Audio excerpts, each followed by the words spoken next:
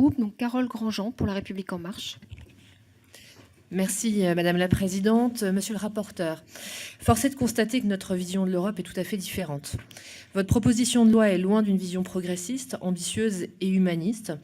Depuis 70 ans, l'Europe bâtit brique par brique les conditions d'une coopération basée sur des valeurs fondamentales, celles de la paix, d'une libre circulation des biens, des capitaux, des services et des personnes.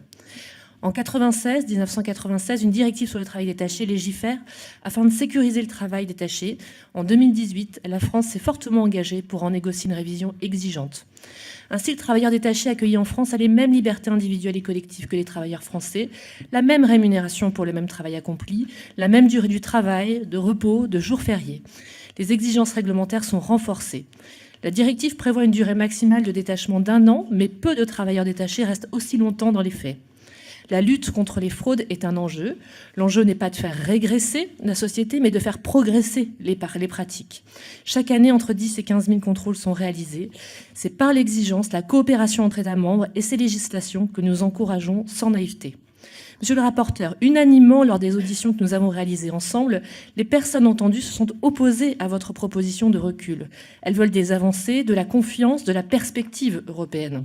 Chers collègues, avant même que la révision de la directive et que la réforme Avenir professionnel viennent, alors qu'ils viennent juste d'être adoptés, ces évolutions ne semblent pas prises en compte afin de faire cette proposition de loi.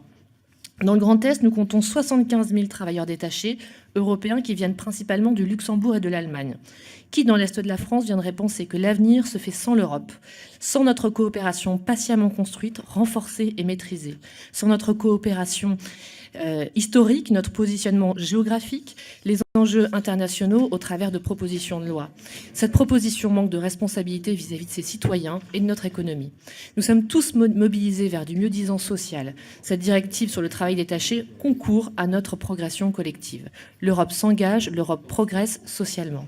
Monsieur le rapporteur, chers collègues, le groupe La République En Marche s'opposera avec force à cette proposition jugée régressive. Nous aspirons au progrès, non au repli. Je vous remercie.